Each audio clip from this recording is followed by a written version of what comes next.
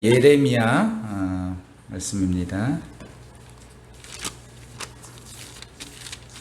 예레미야 5장 우리 1절로 11절까지 말씀인데요. 제가 1절만 봉독하겠습니다.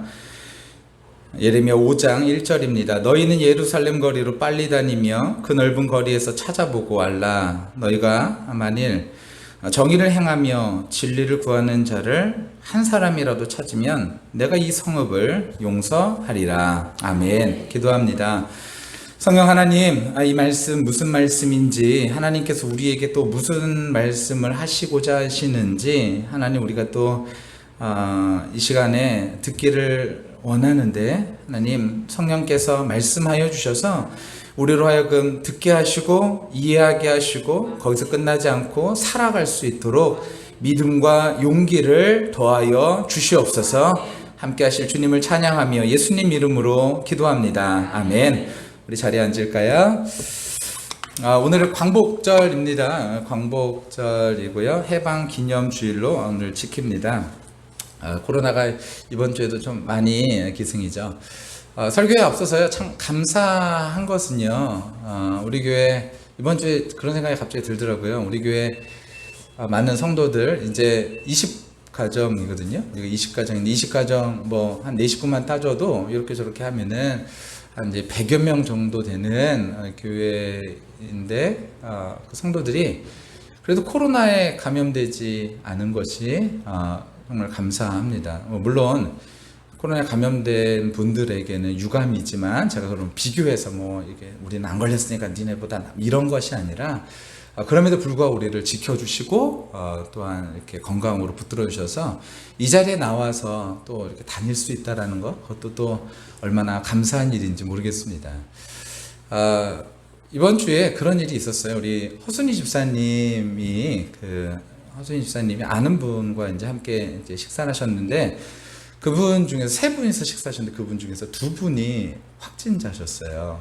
이미 복균하셨던 분인데 식사도 하시고 같이 대화도 하시고 꽤 오랜 시간을 같이 보내셨는데 이 세 분 중에서 허순이 집사님을 제외하고 나머지 두 분은 지금 시설로 가 계십니다. 그러니까 허순이 집사님은 지금 음성 나왔어요.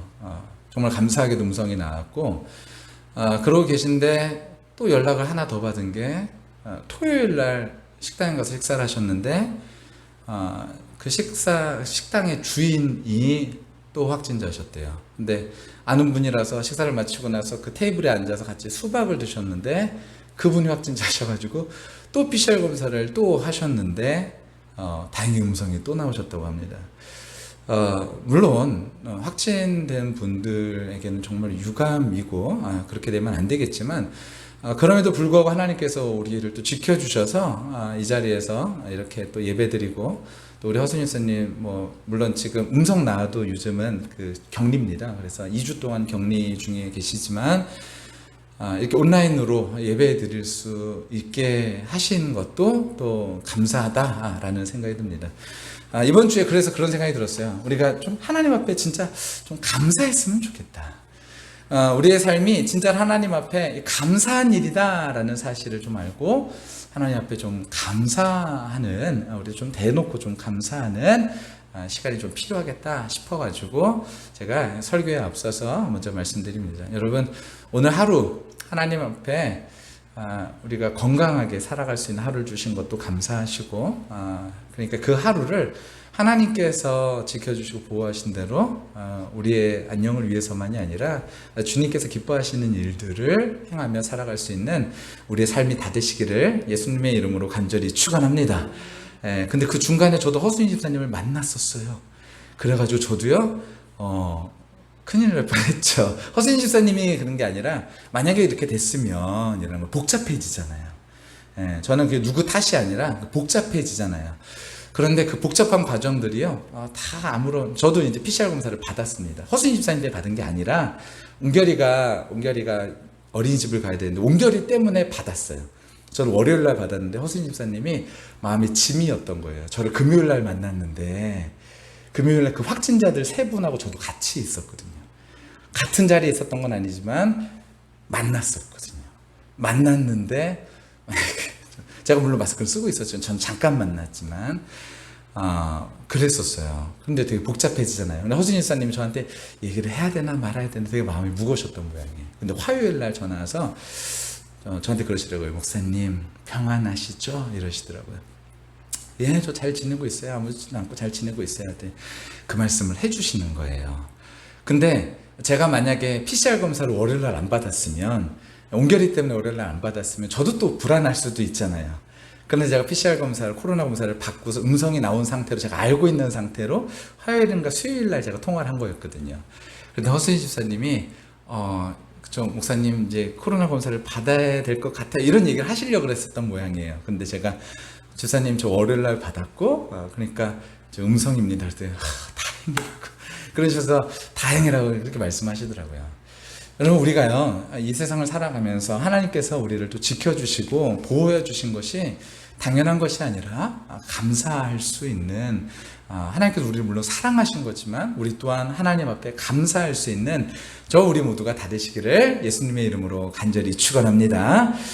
자, 하나님은요 어느 시대마다 하나님에 대하여 믿음으로 반응하는 사람을 세워서 하나님께서 하나님의 일들을 이루어 가세요. 하나님이 공동체를 한 번에 부르신 적은 거의 없습니다. 하나님은요 언제든지 공동체를 세우시는데 꼭 한 사람을 먼저 부르세요.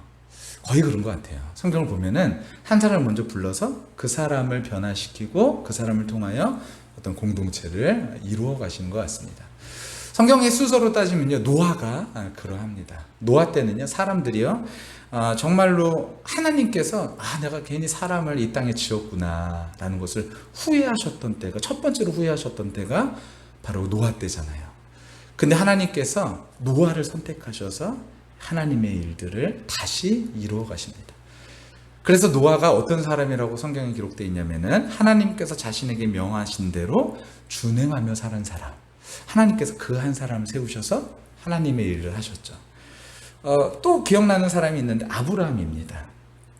아브라함도 마찬가지죠. 아브라함 때는요 하나님이 아닌 사람이 다스리는 세상을 만들고자 했던 그 바벨탑 시대가 바로 아브라함의 시대인데, 그 아브라함을 하나님께서 부르셔서 믿음으로 반응하는 아브라함을 통하여서 하나님께서 민족을 이루셨죠. 대단한 일인 거예요. 그리고 구약의 선지자들이 그러합니다. 하나님께 대하여 불순종하던 시대에 하나님은 선지자들을 세워서 하나님의 말씀을 대언코자 하셨습니다. 성경에 많은 인물들이 그래요. 다니엘, 이사야, 아모스, 호세야, 이사야, 거론하자면 얼마든지 많이 있습니다. 이 사람들을 통하여 하나님께서 일을 이루셨죠. 자, 근데 이들의 공통점이 무엇인 줄 아십니까? 노아, 아브라함, 그리고 선지자들, 여튼 하나님께서 쓰셨던 사람들의 공통점이 있어요. 그것은 무엇이냐면요 더 큰 가치가 무엇인지를 아는 사람이었습니다.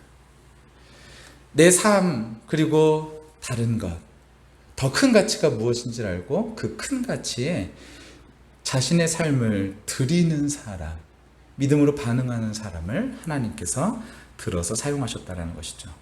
오늘은 8월 15일 76주년을 맞이하는 광복절입니다. 광복이라는 단어가 빛광자에 돌아올 복, 그래서 빛이 돌아온다라는 뜻을 가지고 있는, 의미를 가지고 있는 말인데요. 우리나라가 35년간의 일본의 제국주의 앞쪽에서 주권을 되찾은, 그것을 기념하는 날이 바로 오늘이죠. 일본의 지배에서 벗어나 주권을 되찾은 아주 치욕적인 역사의 증거이자 우리가 잊지 말아야 될 그런 날입니다. 근데 이 날이 이루어질 때까지 순국 선열들이 어떻게 하였는가? 그들이 만약에 개인을 따라서 살아갔다면 이런 일들이 일어날 수 있었을까? 그렇지 않았다라는 거죠. 순국 선열들이 더 큰 가치가 무엇인지 알고 그 큰 가치에 자신의 삶을 헌신할 수 있었을 때에 지금과 같은 우리에게 자유가 주어질 수 있었다라는 것을 우리는 꼭 기억하며 그들에게 고마워해야겠죠. 그들은 더 큰 가치인 광복을 위해서 무서운 총칼 앞에 자신의 몸을 던질 수 있었던 것입니다. 그런데 안타깝게도 지금 우리가 누리고 있는 자유가 눈앞에 있는 자신의 이익보다 대의를 위해서 자신을 기꺼이 내어준 용기 있는 사람의 피해 결과라는 사실을 우리가 알고 있지만 과거는 과거일 뿐 오늘의 나는 나를 위해서 살고 싶다라고 말하는 사람들을 보면 우리가 진짜로 한민족인가에 대한 그런 좀 낯선 모습들이 우리에게 느껴지는 것 같습니다. 그렇죠. 사람이 없다 하죠. 근데 정말 더 큰 가치를 선택할 수 있는 사람을 만나고 싶다라는 생각이 요즘 문득 들었습니다. 제가 인터넷에 그래서 이 광복절에 대해서 제가 검색을 해봤어요. 광복절. 뭐가 떴는지 아십니까? 네이버에 보니까요. 첫 번째 거 광복절 치니까요. 연관 검색어 뭐가 떴냐면 광복절, 대체휴일. 두 번째가 뭔지 아세요? 광복절, 16일, 대체휴일. 그 다음에 뭔지 아십니까? 광복절, 월요일, 대체휴일. 그러니까 이 광복절에 대한 의미보다는요, 사람들이 지금 무엇을 생각하냐면 놀 수 있는 날, 연휴, 이런 것만 생각을 하고 있는 것이죠. 대체휴일이 더 큰 의미로 다가오는 것 같아서 씁쓸한 마음이 들었습니다. 제가 대부분 설교를 목요일 날부터 주일 설교를 준비하거든요. 그러니까 목, 금, 토 이렇게 3일 거의 준비하는데 이것을 설교를 준비하다 갑자기 그런 글을 제가 보게 됐어요. 야, 진짜 사람 없다. 사람 없다. 그런데 어떤 글을 읽었냐면요. 인물이 없다고 탄식하지 말고 너 자신이 인물이 되려고 노력하라. 이 글귀를 제가 봤어요. 인물 없다고 탄식하지 말고 네가 바로 그 인물이 되라. 이 글을 보고서 마치 저에게 하는 이야기 같아서 가슴에 확 이렇게 와닿더라고요. 이게 누구의 얘기냐면 도산 안창호 선생님의 이야기입니다. 인물이 없다고 탄식하지 말고 네가 바로 그 인물이 되라. 하나님께서요, 이 땅 가운데 하나님의 나라를 이루어가기를 원하시고 이 땅 가운데 하나님의 정의를 이루기를 원하시는 이 땅에 하나님께서 누구를 부르시냐? 한 사람을 찾으시는데 그 한 사람이 저와 여러분이 되시기를 예수님의 이름으로 간절히 축원합니다. 그게 오늘 본문에 보니까 내용이에요. 오늘 본문을 보면요, 하나님은 예레미야 선지자를 통해서 비슷한 말씀을 하십니다. 본문의 배경은 어떻게 설명하냐면요, 제가 요즘 계속 포로기 때를 얘기하는데 이스라엘이요, 이렇게 우리나라 역사가 좀 비슷해요. 이렇게 한 덩어리로 있다가 갈라지죠. 이 갈라졌는데 한 나라는 아수르에게 멸망하고 이 나라는 바벨론에게 멸망합니다. 지금 누구의 배경이냐면 이 바벨론에게 멸망하고 있는 이 남유다를 배경으로 하고 있는 예레미야 이야기예요. 예레미야는요, 바벨론에게 무너지기 전부터 바벨론에게 무너지고 그리고 포로로 귀환할 때까지의 이야기가 바로 예레미야의 내용입니다. 예레미야 오늘 본문에 하나님께서는요, 한 사람을 찾으셨어요. 근데 안타깝게도 그 한 사람이 없었던 것이죠. 하나님은 오늘 시대에도 한 사람을 찾고 계십니다. 바로 저와 여러분이 그 한 사람이 되어졌으면 좋겠습니다. 근데 이렇게 생각할 수 있어요. 뭐 한 사람이 세상을 바꿀 수 있을까? 네덜란드에 실제로 있었던 일인지는 모르겠지만 이런 이야기가 있습니다. 네덜란드는요, 그 해수면이 육지보다 더 높죠. 그래서 마을마다 뚝이 많이 있었다 그래요. 옛날에는 특히요. 근데 이 어느 한 마을의 청년이요, 밤중에 집에 돌아가다가 마을에 있는 뚝에 구멍이 난 것을 발견한 거예요. 그래서 보고 나서 깜짝 놀랐습니다. 주위에 사람이 있나 해가지고 소리를 지르면서 여보세요, 이거 좀 누가 같이 좀 도와주세요, 이렇게 소리를 지르는데 아무도 없었던 거예요. 겁이 덜컥 났습니다. 그래서 모르는 척하고 그냥 집에 가버릴까 하다가 이게 뚫려 있는 거 그냥 내가 보고선 지나가 버리면 마을이 난리가 날 것 같아서 내가 요 구멍을 막아야겠다 생각이 들어가지고 그 청년이 오른팔을 거기다 깊이 넣은 다음에 이건 왼팔이고요, 오른팔을 깊이 넣은 다음에 그 물을 막은 거죠. 밤새 그 물을 팔 하나를 넣어가지고 막고 있다가 새벽이 돼서 지나가던 마을 사람들이 그것을 발견하고 함께 도와 화를 면할 수 있었다는 이야기가 있습니다. 뭐 진짜로 있는 이야기, 진짜로 있었던 이야기인지 아니면 누가 지어낸 이야기인지는 모르겠지만 결국에 그 청년 한 사람이 마을을 구한 것이죠.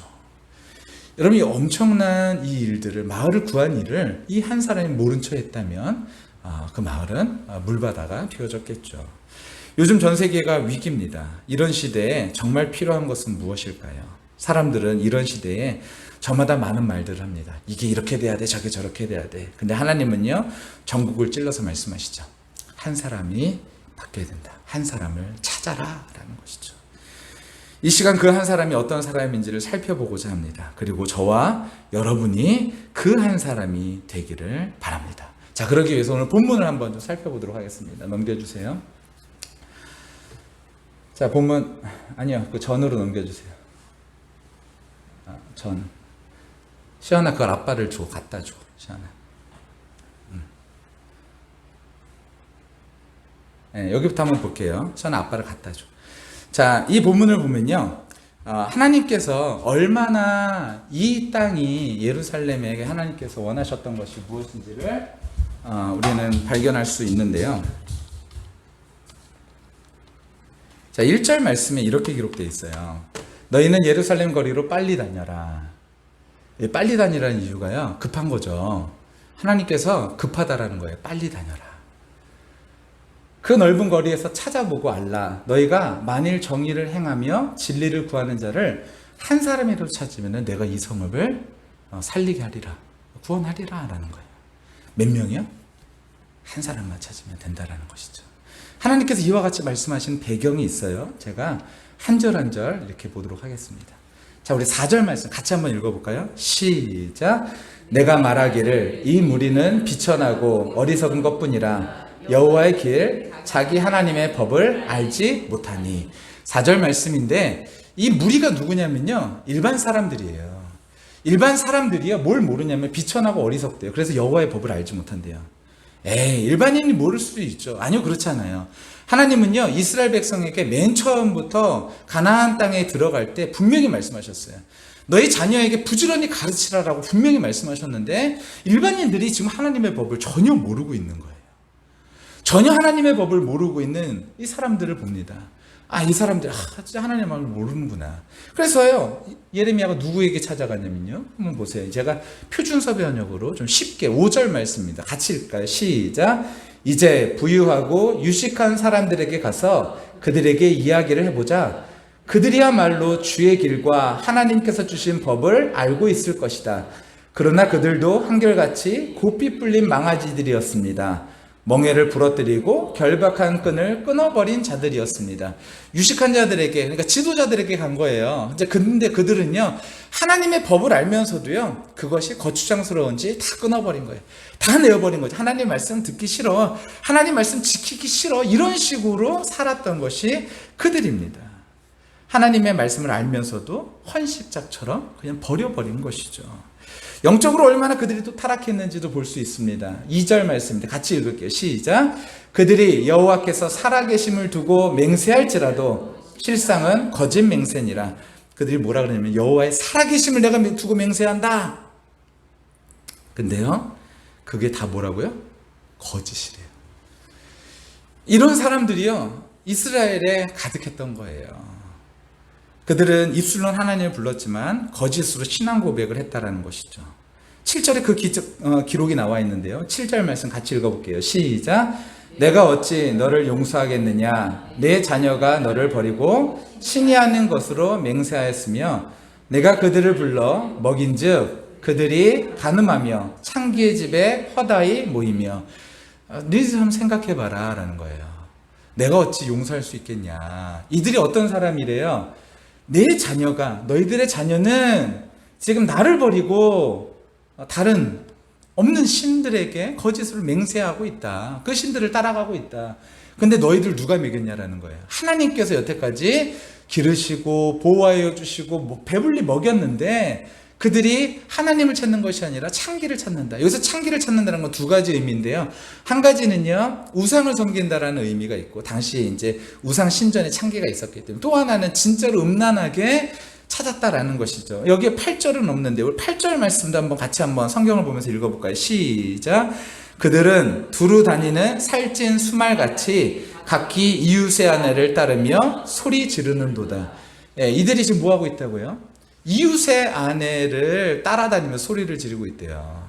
자기의 아내가 아닌 이웃의 아내, 그들을 탐하고 있고요, 그들을 음란하게 쫓아가고 있는 모습이다라는 것이죠. 하나님은 뭐라 그러세요? 내가 이들을 진짜 용서할 수 있겠냐? 너희들이라면 진짜 용서할래? 이렇게 얘기하고 있는 것이죠. 그래서 하나님께서 어떻게 하셨냐면요, 하나님께서 그들에게 심판을 경고하셨어요. 보세요. 3절 말씀인데요. 같이 읽을게요. 시작. 그들을 치셨을지라도 그들이 아픈 줄을 알지 못하며 그들을 멸하셨을지라도 그들이 징계를 받지 아니하고 그들의 얼굴을 바위보다 굳게 하여 돌아오기를 싫어하므로. 하나님께서 그들에게 야 니네 이제 심판할 거야. 근데 하나님께서 그냥 심판하시는 것이 아니라 그 전에요 그들을 치셨대요. 근데 그들은요 혼이 났는데도 불구하고 그것을 뭐라고 얘기하는 거예요? 우리 혼 안 났는데? 이렇게 얘기한다는 것이죠. 여러분 지금 이 코로나로 인하여서 많은 사람들이요 하나님의 이 징계를 저는 받고 있다고 생각합니다. 그런데 이 코로나의 위기에 사람들은요 깨닫고 회복하고 회개하고 돌이키는 것이 아니라요 그들은 뭐라고 있다고요? 아픈 줄을 알지 못하는 거예요. 우리 징계를 받고 있으면서도 징계를 받고 있는 줄조차도 모르는 거예요. 그리고서 오히려 더 어떻게 하는 거예요? 얼굴을 마치 바위가 같이 딱딱하게 그냥 안면 몰수한다라는 것이죠. 하나님에 대해서요 그 말씀을 받아들이는 것이 아니라 다 튕겨내고 있는 거예요. 그러면 하나님 앞에서 돌이켜서 가버리고 있는 것이죠. 하나님께서 이런 이들을 보면서요 뭐라 그러시냐면요 내가 이들을 이제는 더 이상 냅두지 않고 심판할 것이다 라고 말씀하고 계신다는 것입니다. 그래서 6절 말씀이에요. 제가 읽을게요. 그러므로 숲풀에서 나오는 사자가 그들을 죽일 것이다 라고 얘기합니다. 사자가 지금 어디서 나오고 있대요? 숲풀에서. 사자가 숲풀에서 나오면 여러분 어떨까요? 그건 못 피합니다. 사자는 대부분요 공격할 때요 이렇게 살고살고 하잖아요. 저희 집에 이렇게 가끔 보면요 고양이들이 새들을 이렇게 공격하려고요 하는 모습을 보면요 진짜 사자가 저렇게 하겠구나라는 모습이 딱 보이거든요. 고양이가 자세를 딱 맞춘 다음에 진짜 한 발을 조심스럽게 탁탁탁 떼요. 그런 다음에 맨 마지막에 기회다 싶을 때 확 뛰어가지고 그 새를 딱 잡잖아요. 뭔가를 딱 잡거든요. 그 모습을 보면은 어우 진짜 사자가 저렇게 하면 진짜 놀랐겠다, 진짜 무섭겠다는 생각이 들거든요. 근데 오늘 본문 보니까요 누가요 사자가 딴 데서도 아니고 숲풀에서 튀어나온대요. 예상하지 못한 때에 하나님께서 뭐 하신다라는 거예요? 심판하신다라는 거예요. 누구를 통해서? 마치 사자와 같은 그런 종족을 통하여서 이스라엘을 심판하실 거래요. 그게 누구냐면요 바로 바벨론이죠. 사자뿐만 아니라 어떻게 묘사하고 있냐면은 사막의 이리가 그들을 멸하며 표범이 성읍들을 엿본즉 그리로 나눈 자마다 찍는다. 사자, 이리, 표범 이런 세 가지 동물을 포악한 동물들을 통해서 하나님께서 이 땅을 어떻게 멸하실지를 심판하실지를 경고하고 계신 거예요. 근데 이렇게 경고하시면서 하나님께서 어떻게 하시냐?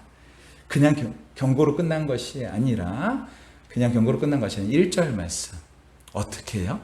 너희는 예루살렘에 빨리 다니면서 한 사람을 찾으라는 거예요. 내가 지금 이것을 유보하고 있으니 빨리 가서 찾으라는 거예요. 하나님의 말씀을 따라 살아가는 한 사람을 어서 찾으라는 것입니다. 혹 이런 얘기를 들으면서 우리는 그럴 수 있어요. 한 사람 찾으면 진짜로 될까? 여러분 아프리카의 코트디부아르 내전 종식에 관한 이야기인데요.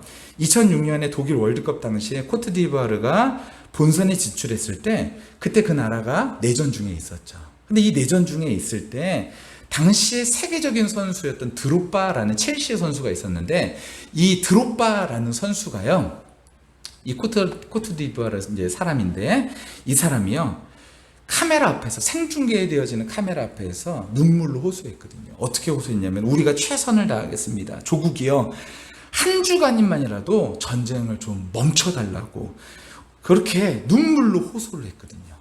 그런데 놀랍게도 어떤 일이 벌어졌냐면은 전쟁이 멈췄고 얼마 후에 내전이 완전히 종식되는 일이 일어났어요. 그래서 이 드록바라는 이 선수가요 별명을 하나 갖게 되었습니다.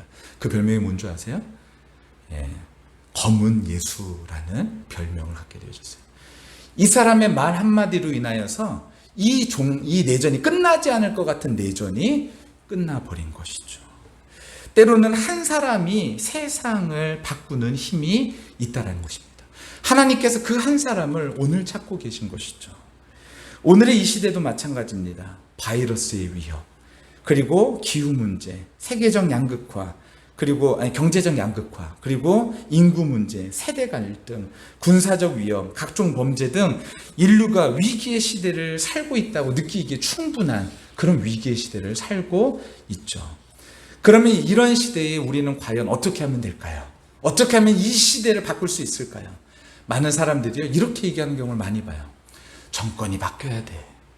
여러분, 정권이 바뀌면 될까요? 아니요. 그럼 현 정권이 그대로 유지하면 될까요? 아니요. 문재인 정권에서 맨 처음에 얘기했던 내용이 무엇이었죠? 평등이었죠. 이 시대를 평등한 사회로 만들겠다. 그러니까 경제적으로 양극화된 문제를 어떻게 하겠다고요? 해결하겠다. 집값 문제 해결하겠다 그랬잖아요. 근데 어떻게 됐나요? 오히려 훨씬 더 격차가 벌어져 버렸죠. 올해 2021년도 상반기에요. 여러분 그거 아세요? 슈퍼카. 그러니까 차 한 대 가격에 수억짜리 차들이요. 그냥 미친 듯이 팔렸대요.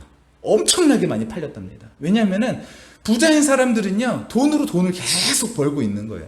가난한 사람, 힘든 사람들, 이런 사람들은 계속해서 어렵고요. 이런 일들이 계속해서 일어나고 있는 것이죠. 근데 거기에다가요, 다음 정권은 뭐라 그러냐면, 우리는 이제 이러한 모든 것들을 해결할 것입니다. 막 이렇게 얘기하죠. 해결될까요? 여러분, 똑같아요. 이 인구 문제도 그렇죠. 지금 몇 명 낳고 있다고요? 두 사람이 결혼해가지고 아이를 몇 명 낳냐면요, 0.9명이 안 돼요. 이제는 0.9가 안 됩니다. 0.9. 그러니까 한 명이 문제가 아니라 0.9명도 안 돼요. 0.8 몇이에요. 즉 우리나라 인구 절벽입니다. 이렇게 되면 어떻게 되냐면 다 노인, 완전히 노인 국가가 되어져 버리는 거예요. 일할 사람은 없고 애를 낳을 수 있는 사람도 점점 더 없고. 근데 이 정부에서 이것을 어떻게 했어요? 예전 정부도 그렇지만 애기 낳아라. 그럼 누가 키워주겠다? 나라에서 키워주겠대요.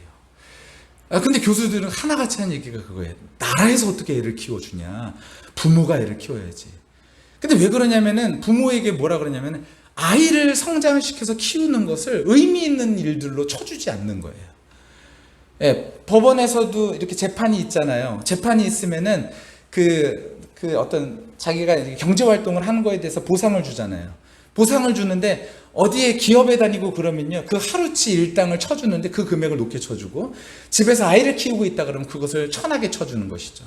이런 일들이 너무나 많이 있는 것이죠. 그래서 수십 조를 때려다 부었는데도 인구는요 어떻게 돼요? 점점 가라앉고 있는 것이죠. 여러분, 정권을 어디로 바꾸느냐가 중요한 것이 아니라, 어떤 정권이든 여러분 계속해서 외치는 것은 사회적 정의, 평등 이런 거 외치고 있어요. 그러나 근본적인 변화가 없다라는 것입니다. 도대체 무엇이 문제냐라는 거예요. 그럼 어떻게 하면 우리가 이 위기를 극복해 나갈 수 있겠느냐? 저는 그것을 오늘 본문 안에서 찾기를 원하는 것입니다. 오늘 위기 극복의 답을요, 광복의 과정에서도 찾았던 것처럼 오늘 본문 안에서도 찾을 수 있는 것입니다. 광복 때에도 더 큰 가치가 무엇인지를 알고 거기에 헌신하는 한 사람, 그리고 오늘 본문에서도 하나님께서 이 세상을 바꾸시는데 많은 사람 필요 없다, 한 사람이면 된다라는 거예요. 저는요, 역사의 흥망성쇠를 주관하시는 하나님께서 우리에게 약속하신 이 약속을 우리 모두가 좀 지키고 누리게 되기를 예수님의 이름으로 간절히 축원합니다. 하나님께서 찾으시는 한 사람, 그 한 사람이 누구인지 저는 오늘 좀 살펴보려고 그러는데요, 아모스 5장이에요. 오늘 사실 진짜 중요한 게 이 말씀이거든요. 이 말씀으로 좀 한번 좀 보도록 하겠습니다. 자, 보시면요, 이스라엘이 두 개로 갈라졌다 그랬죠. 이 두 개로 갈라진 때에 이 나라도 멸망했고 이 나라도 멸망했어요. 이 나라가 멸망할 당시의 선지자 이름이 아모스입니다. 그리고 이 나라가 멸망할 당시의 선지자가 예레미야예요. 아모스, 예레미야. 근데 예레미야는 좀 구체적으로 표현하고 있지 않은데 아모스서에서는 왜 멸망했는지를 구체적으로 표현하고 있어요. 한번 오늘 말씀을 볼게요. 아모스 5장에 보면은 이렇게 말씀하고 계십니다. 아모스를 통하여 하나님께서요, 여호와께서 이스라엘 족속에게 이와 같이 말씀하시기를 너희는 나를 찾으라, 그러면 살리라 라고 얘기해요. 어떻게 하면 산다고요? 나를 찾으래요. 하나님께서요, 하나님을 찾으면 니네가 살 거야 라고 얘기해요. 그러니까 사람들은 무슨 생각을 할까요? 우린 하나님 찾을 거야. 찾았어. 왜냐면요, 이 사람들은 가서 예배 드린다라는 거예요. 우린 예배 드리고 하나님 앞에 제물 드려. 우리 그거 해 라고 얘기하는 거죠. 근데 하나님께서요, 그 다음에 5절이 충격적인 거예요. 5절에 뭐라고 기록되냐면 이렇게 기록돼요. 베델을 찾지 말며 길갈로 들어가지 말며 부엘세바로 나아가지 말라. 길갈은 반드시 사로잡히겠고 베델은 비참하게 될 것이다. 이게 무슨 말이냐? 베델, 길갈, 그리고 부엘세바가 뭐냐면요, 북이스라엘이 예배하던 곳이에요. 그러니까 무슨 말이에요? 니네 예배 드리러 가지 마라는 거예요. 하나님을 찾으려며요. 그래서 네가 산다 그랬잖아요. 근데 뭐라고 말한다고요? 니네 예배 드리러 가지 마. 지금 딱 그 얘기하고 있는 거예요. 제가 돌려서 얘기하는 것이 아니라 베델을 찾지 말고, 그러니까 예배 드리는 거 찾지 마. 그리고요, 길갈로 들어가지 마. 예배 드리러 가지 마. 그리고 브엘세바로 나아가지 마. 이 얘기하고 있는 거예요, 하나님께서요. 근데 그 다음에 뭐라고 얘기했어요? 6절에요. 너희는 여호와를 찾으라. 그리하면 살리라. 라고 다시 얘기해요. 그러니까 사람들은요, 도대체 그러면 우리가 여호와를 어디서 찾아? 여호와를 예배당 가서 찾는 거 아니야? 이렇게 말하는 거죠. 근데 하나님은요, 뭐라 그러냐면, 야, 예배당 가지 마. 베델 가지 말고 브엘세바 길가 가지 마. 그 나를 찾아. 라고 얘기하는 거야. 도대체 이게 무슨 말인가? 라고 사람들이 혼돈되는데, 이 아모스서에서 뭐라고 얘기하냐면요, 6절은 이제 멸망할 것이다 라는 얘기를 하고 있는 것이죠. 그러면서 하나님께서 무슨 말씀하시지? 이게 되게 중요해요. 7절에 너희가 어떻게 행하고 있다고요? 정의를 쓴쑥으로 바꾸고 있대요. 정의를 너희들이 마치, 쓴쑥은 어떻게 해야 돼요? 버리는 거죠. 정의를 그냥 헌시작전으로 버려버린다는 거예요. 어떤 정의를 말할까요? 이 아모스 5장 이제 6절 이후부터 그들이 지켜야 될 정의가 나타나고 있는데, 그 정의가 무엇이냐? 제가 정리하면 이렇게 됩니다. 공정하지 못한 일들이 버젓이 벌어지고 있다는 거예요. 사회적 약자의 인권을 짓밟는 일들이 버젓이 재판 자리에서 일어나고 있다라는 것이죠. 이것이 무엇이냐면요, 이들이 정의를 버린 일이다라고 이야기하고 있다라는 것입니다. 하나님의 법도에 따라서 살아가는 지도자들을 무시하고 부당한 방법으로 경제적인 부를 취하고 있는 일들이 너무나 많이 일어나고 있다. 그러면서 하나님께서 뭐 하래요? 맨 마지막 24절에 한번 같이 읽어볼까요? 시작. 오직 정의를 물같이, 공의를 마르지 않은 강같이 흐르게 할지어다. 니네 나를 찾는다고? 어떻게 하라는 거예요? 정의를 흘려보내라는 거예요. 하나님의 정의를 이루며 살아라는 거예요. 그게 바로 무엇이라는 거예요? 바로 여호와를 찾는 길이다라는 사실을 여러분, 이 아모스를 통하여서 하나님께서 우리에게 주시고 있다라는 거예요. 너희는 여호와를 찾으라. 이 말은요, 우리가 이 땅에서 예배를 드리지 말라라는 게 아니라, 예배를 드리는데 그냥 와가지고 예배를 드릴 때 나 하나님 앞에 예배 드려요 이러지만, 일상생활에서는요, 하나님의 정의, 공의를 전혀 신경 쓰지 않고 살아가는 거예요. 약한 자들, 이런 사람들 전혀 배려하지 않죠. 지금 오늘 아침에 뉴스에 보니까 인도네시아의 하루에 사망자가 몇 명인 줄 아십니까? 1614명인가요? 하루에 사망자가요. 인도네시아. 사람이요, 뉴스에 보니까 사람이 쓰러져 있어요. 쓰러져 있는데, 이 사람이 쓰러져 있는데 뭐 때문에 쓰러졌는지 모르잖아요. 그러니까요, 약품을, 119인 것 같아요. 사람이 와가지고요, 그 위에서 약품을 뿌리고 있어요. 이 사람 데리고 가는 게 아니라 약품을 뿌리고 있어요. 번지지 말라고. 이 약품 뿌리고 있어요. 사람이요, 길거리에서 죽어나가는 일들이 너무나 많이 있는 거예요. 근데 이런 일들이 왜 일어날까요? 코로나 때문에 일어나지만요, 지금 미국이나 영국이나 그 강대국에서 뭐 하고 있어요? 강대국에서 다 뭐 하고 있나요? 강대국에서 다 백신 다 가지고 있죠. 다 자국의 이익을 위해서라고 말해서 자국민들만 맞추고 있어요. 그러니까 이 백신이요, 이 나라로 가지를 못하는 거예요. 베트남, 인도네시아 이런 데로 가지 못하니까 반대로 무슨 일이 벌어지냐면, 이 나라에서 뭐가 만들어져요? 계속해서 변이 바이러스가 또 만들어지는 거예요. 지금 델타 변이가 문제가 아니라 그 다음 바이러스인 람다 변이가 나타났어요. 페루에서요, 여러분. 이 람다 변이는요, 치사율이 10%가 넘는데요. 근데 미국은 벌써 1000명이 걸렸대요. 일본도 1명이 걸렸어요. 우리나라도 넘어오려면요, 얼마 안 남았다라는 거예요. 근데 사람들은요, 계속 이런 일들이 일어나는데도 불구하고 다 자국민들을 위해서 다 우리만 하고 있어요. 근데 하나님께서 오늘 말씀하시는 것은 무엇이냐면요, 내가 백성을 구원할 백성의 모습은 어떤 모습이냐, 바로 이와 같이 하나님의 정의를 이루면서 사회적 약자들을 향하여서 그들에게 관심을 보이고 그들과 함께 더불어서 살아갈 수 있는 사람, 그런 정의를 구현하면서 살아가는 사람이 바로 어떤 사람이래요? 하나님을 찾는 사람이다라고 이야기하고 있다라는 것입니다. 여러분, 그러니까요, 우리가요, 그런 것이죠. 믿음으로 산다라는 것이 무엇이냐면, 믿음으로 산다라는 것은 그냥 너무나 쉽게 생각해가지고요, 믿음으로 구원받는다라고 말하지만 이걸 건성으로 이해하면 곤란합니다. 행위로 구원받는 것은 아니지만 믿노라 하면서도 합당한 행위가 없다면 그것은 가짜 믿음이죠. 믿음이 있으면 행위가 반드시 일어난다라는 거예요. 어떤 행위가 분명히 일어난다라는 것이죠. 근데 우리나라 사회 안에서도 어때요? 이번에 제가 이재용 부회장이 풀려난 것에 대해서 반감을 갖고 있는 것이 아니라, 그런 의미는 아니에요. 그런 것은 아니지만요, 예를 들어서 빵 하나 훔친 사람이 있어요. 이 사람에게 징역 8개월을 때려요. 그런데 빵 하나가 문제가 아니라 이 사람은 배고파서 빵 하나 훔친 거잖아요. 그런데 어떤 사람은요, 수백억, 수천억, 아니 수조를 횡령을 하고 그 돈을 해먹었는데 이 사람은 어떻게 해야 돼요? 네, 그냥 풀려나요. 이런 일들이 이 사회 가운데 너무나 많죠. 이 사회에 지금 기독교인 몇 명 말합니까? 몇 명 말하고 있나요? 기독교인 800만? 여하튼 그 이상 이하 모르겠어요. 여하튼 꽤 많은 사람이 지금 기독교인이라고 말하는데, 여러분, 전혀 이런 하나님의 정의와는 상관없는 그런 일들이 너무나 많이 일어나고 있다라는 것이죠. 하나님께서는요, 이런 것들을 어떻게 하기를 원하시냐면요, 하나님께서는 이런 것들을 바꾸기를 원하세요. 그래서 우리로 하여금 한 사람을 찾는 것이죠.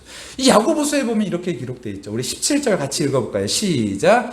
이와 같이 행함이 없는 믿음은 그 자체가 죽은 것이라. 행함이 없으면요, 그 자체가 죽었다. 이게 의미가 없다. 아무 의미가 없다라는 것이죠. 하나님께서 우리에게 말씀하시는 것은 바로 우리가 행함이 있는 믿음을 갖기를 원하신다라는 거예요. 영혼이 없는 몸이 죽은 것 같이 행함이 없는 믿음은 죽은 것이라. 우리에게 행함이 없다라는 것은요, 죽은 것과 마찬가지예요. 우리가 이 땅에서 믿음을 가지고 살아간다라고 말하면서 하나님의 정의와 공의와 상관없이 살아간다면요, 여러분, 그것은 하나님께서 찾으시는 그 한 사람이 없다라는 말이에요. 한국 교회뿐만 아니라 먼저 이 이스라엘 땅에서 하나님께서 이 사람 찾는다라고 말할 때 사람들은요, 다 같이 내가 바로 그 사람인데 라고 말할지 모르겠어요. 하지만 아무리 외쳐도 그 한 사람이 없었던 거예요. 여러분, 한국교회는 그 한 사람이, 여러분, 우리가 먼저 그 한 사람이 되기를 예수님의 이름으로 간절히 축원합니다. 정말 하나님의 정의와 공의를 실현하며 살아가는 사람, 그 사람이 우리가 되어졌으면 좋겠어요. 예수님 말씀하시죠. 이와 같이 좋은 나무마다 아름다운 열매를 맺고 못된 나무가 나쁜 열매를 맺나니 이러므로 그들의 열매로 그들을 알리라. 여러분, 우리의 믿음을 뭘로 표현할 수 있을까요? 우리의 믿음을요, 우리의 믿음을 무엇으로 표현할 수 있을까요? 예배 드리는 것? 아니요. 그것으로 표현하는 것이 전부가 아닙니다. 우리의 믿음을 표현할 수 있는 방식은요, 열매로 한다라는 거예요. 어떤 열매요? 하나님의 뜻을 따라서 하나님의 정의와 공의를 이 땅 가운데 실현해내는 모습으로 알 수 있다라는 것이죠. 그래서 지난주의 말씀처럼요, 나더러 주여 주여 하는 자마다 다 천국에 들어갈 것이 아니요 다만 하늘에 계신 내 아버지의 뜻대로 행하는 자라야 들어가리라. 누구의 뜻대로요? 하나님의 뜻대로 행하는 자라야 천국에 들어갈 수 있다라고 분명히 말씀하고 계시지, 너희들이 믿음만 가지고선 구원할 수 있다라고 말하고 있지 않다라는 거예요. 여러분, 믿음의 다른 모습이 무엇이냐? 바로 하나님의 뜻대로 행하는 자였다라는 것이죠. 여러분, 오늘 시대에도 특별히 믿는 성도들이 잘해야 됩니다. 여러분, 우리 모두가 바로 그와 같은 모습을 가지고 이 땅에서 살아가야 될 줄로 믿습니다. 사랑을 실천하기 위해서는요, 사랑의 비용이 필요합니다. 말씀 듣고요, 감화 받아가지고 주여 제가 주님을 위해 살겠습니다 라는 이 고백은요, 비용이 들지 않아요. 그러나 그 고백을 실천하는 데는 어마어마한 비용이 듭니다. 마찬가지로 사랑하며 살겠습니다 다짐하는 데는 희생이 요구되지 않습니다. 그렇지만 그렇게 살기 위해서는 모든 것을 참는 희생이 요구되어지는 것이죠. 따라서 그 모든 희생을 기쁨으로 감내할 수 있는 힘은 온전한 사랑이 있을 때, 하나님의 사랑을 계속 지속적으로 받을 때, 그 말씀에 참견 받을 때 우리는 그렇게 살아갈 수 있게 되어진다는 것이죠. 저희 시원이 유나가요, 요즘 카드놀이를 좋아해요. 어떤 카드놀이냐면요, 아이들이 할 수 있는 되게 좋은 카드놀이가 하나 있는데, 그 카드놀이에서 할 때요, 1, 숫자 1, 2, 3 뭐 이런 거를 가지고 있으면 좋거든요. 이기기가 편해요. 1, 2, 3 이런 거요. 저희 시원이는요, 고지식할 만큼 융통성이 없습니다. 저희 시연이는 항상 원리 원칙대로 해야 되는 사람이에요. 거짓말을 하지 않아요. 유나는요, 승부욕이 강합니다. 그래서요, 그거를 뒤집어 놓고선 섞는데요, 유나가 시작하기 전에 손가락으로요, 끝으로 1을 이렇게 잡고 있어요.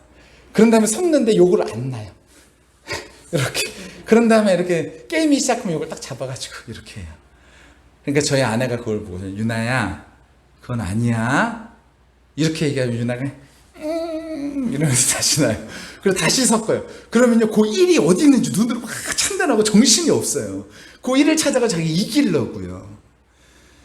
우리가요, 하나님의 말씀을 이렇게 듣고요, 정의를 실현하고 하나님의 뜻을 따라서 살아간다라는 게요, 여러분 쉬운 일이 결코 아닙니다. 하나님의 정의를 따라 살아가는 게 쉬운 일이 결코 아니에요. 오늘 아까 제가 아모스서 말씀드리면서요, 사람들이요, 부당한 이익을 취한다 그러잖아요. 여러분 요즘 부당한 이익이 뭔가요? 가장 부당한 이익이 뭘까요? 정부에서도 그거 그렇게 하지 말라 그러거든요. 그게 뭐예요? 투기죠. 아파트 투기. 여기를 5억을 사가지고요, 여기를 50억에 파는 거예요. 그럼 사람들은 대부분 뭐라 그래요? 후, 당신 대박 났네요. 좋겠어요. 이렇게 얘기하죠. 여러분들 성경에서 말하는 건요, 그게 정의가 아니라는 거예요.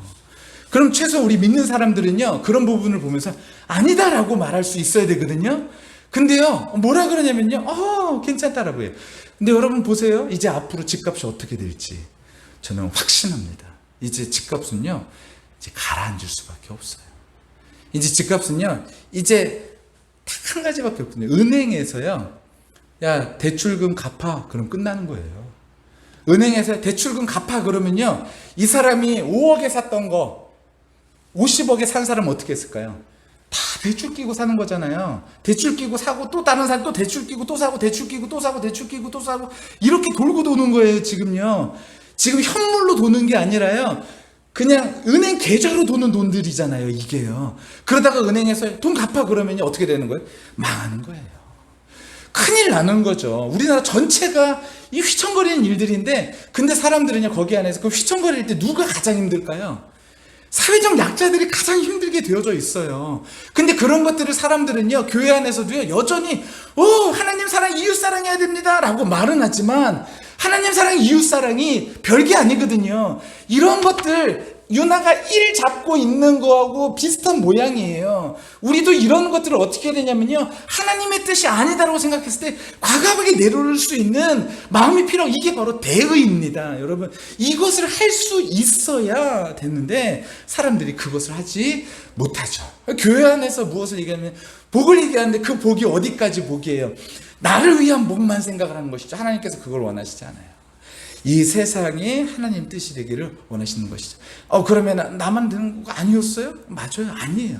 하나님 원하시는 건요, 우리 모두가 다 잘 되기를 하나님께서는 원하시는 것이지. 그리고 나 하나가요, 집값 막 오른다 너무 좋아하지 마세요. 왜냐면요, 이 집값이 다 그렇게 하락하잖아요. 그러면 우리 모두가 힘들어져요. 마치 코로나에 한 사람이 걸렸을 때 그것이 우한에서 시작했는지 어디서 시작했는지 모르겠지만 그것이 전 세계로 퍼졌던 것처럼요, 여러분 이와 같이 우리 모두는요, 여태까지는 우리가 지구촌이라고 말은 하지만 진짜로 같이 옆에 있는 사람인지 몰랐잖아요. 그런데 이 코로나가 터지니까, 야, 저 멀리 있는 사람도 우리 바로 옆에 있는 사람이네, 이거 알게 되잖아요. 그와 같이요, 우리 모두가요, 이렇게 어려운 일들을 함께 겪게 될 날이요, 온다라는 거예요. 여러분, 그러니까요, 교회가 뭐가 돼야 되냐면요, 마지막 보루가 돼야 됩니다. 여러분, 정권이 보루가 아니에요.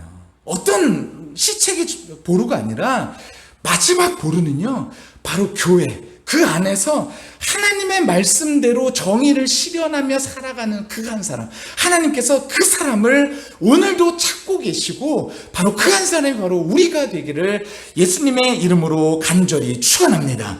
일본의 가가와 도요이코라는 목사님이 계신데, 제가 이분 이야기를 마지막으로 설교를 마감하려고 그러는데요, 이분은 창녀와 빈민가의 소망 없는 영혼들에게 선교를 앞장서서 하신 분이에요.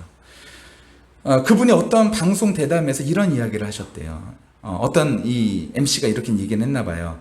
목사님, 이들은 몸이 망가지면서 영혼도 망가진 사람 아닙니까? 목사님이 그렇게 애를 쓰셔서 새로운 삶으로 돌아오지 못한 사람이 더 많지 않나요?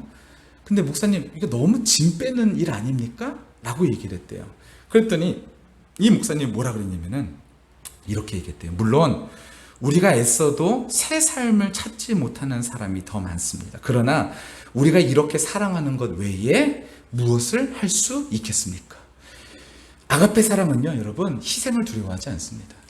여러분, 광복을 바라보면서 사람들이 했던 것은 무엇이냐면요, 안중근 의사가, 윤봉길 의사가 뿐만 아니라 유관순이 많은 열사들이요, 광복을 생각하면서 그 일을 했지만요, 자기가 하는 행동 하나 때문에 광복이 바로 이루어진다고 생각하지는 못했어요. 하지만 자기 하나를 던져서 그런 대의를 이루기 위하여서 애써서 지금 우리의 자유가 있다면, 하나님께서 오늘 우리에게도 또한 말씀하시는 것은 무엇이냐면, 이 땅 가운데서 살면서 우리가 하나님의 정의와 뜻을 이루어 하나님의 나라를 함께 이루어 가라고 우리에게 하나님의 자녀되는 특권을 허락해 주시고 그리스도 예수를 우리에게 허락해 주셨다라는 거예요. 우리가 하나님께 나아갈 수 있는 길은요, 막혀 있어요. 뭐 때문에 막혀 있어요? 죄 때문에 막혀 있는 거예요. 근데 그것을 누가 허락해 주신 거예요? 그리스도 예수로 말미암아 우리가 하나님께 나아갈 수 있는 길을 허락해 주셨어요. 그럼 그 길을 우리가 하나님께 달려나가는 길이 남아 있는 거예요. 그 길을 달려나가는데 누구와 함께 달려나가냐면 그리스도 예수 손 잡고요, 승리하신 예수 손 잡고 하나님의 정의와 공의를 실현하며 의의 면류관 쓰기까지 달려나가는 것이죠. 여러분, 우리가 써야 될 면류관이 그래서 뭐예요? 의의 면류관이죠. 우리가 써야 될 면류관이 의의 면류관이고 선한 싸움입니다. 선한 싸움이 다른 게 아니에요, 여러분. 선한 싸움이 다른 게 아니라 이 세상에서 하나님의 뜻을 이루며 살아가는 것이 선한 싸움인 것이죠. 저와 여러분이요, 우리 모두가 이 일을 하기까지 끝까지 믿음으로 승리하게 되는 우리 모두가 다 되시기를 예수님의 이름으로 간절히 축원합니다.